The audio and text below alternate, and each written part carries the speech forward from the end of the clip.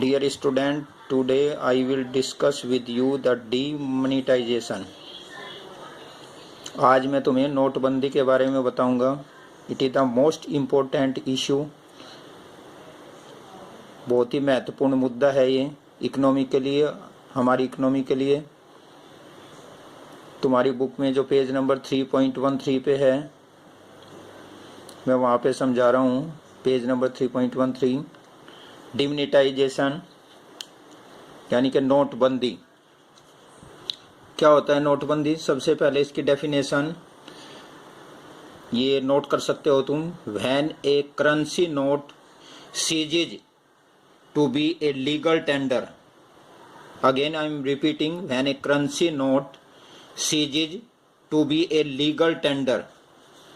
जब भी कोई करेंसी नोट, जो हमारी करेंसी चलती है, जैसे रुपया है, पैसा है, ये हमारी करेंसी है, इंडियन करेंसी मानी जाती है, सीजीज उसको बंद कर दिया जाता है कानूनी प्रक्रिया के द्वारा.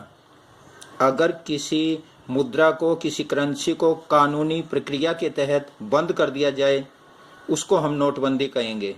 फिर से ध्यान से, यदि किसी कानूनी प्रक्रिया के तहत अपने देश की करेंसी या मुद्रा को सीज कर दें, उसको रोक दिया जाए, बंद कर दिया जाए, that is known as demonetization, यानी कि उसको हम कहेंगे नोटबंदी.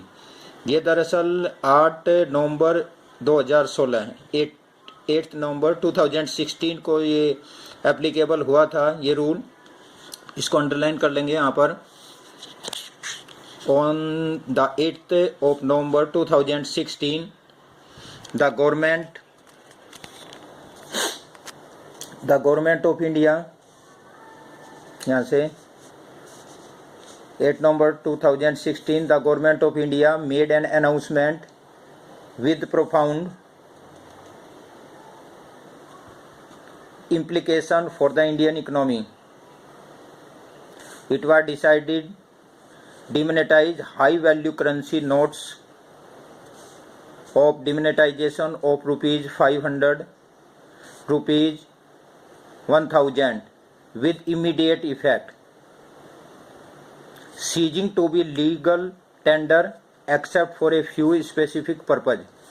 नेक्स्ट इसमें डेफिनेशन दे रखी है, मैं अभी समझा देता हूँ. Demonetization is the act of removing a currency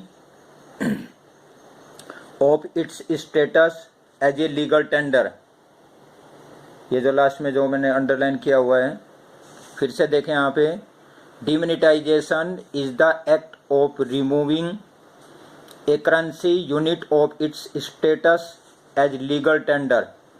ये दोबारा से दूसरी डेफिनेशन है जो इसमें है. इसमें बताया गया है कि लीगल टेंडर के तहत, कानूनी प्रक्रिया के तहत, अगर किसी देश की करेंसी को रोक दिया जाए, उस पर प्रतिबंध लगा दिया जाए, तो उसको हम डिमोनेटाइजेशन कहते हैं.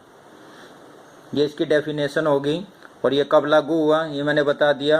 8 नवंबर 2016, 8 नवंबर 2016 को ये एप्लीकेबल हुआ था.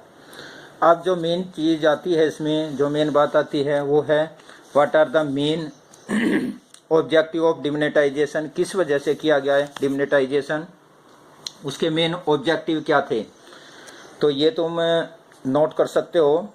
What are the main objective of demonetization, अर्थात नोटबंदी के मुख्य उद्देश्य क्या थे, किस वजह से नोटबंदी की गई, प्राइम मिनिस्टर ने ऐसा क्यों किया, किस कारण से नोटबंदी को अपनाया गया अपने देश में.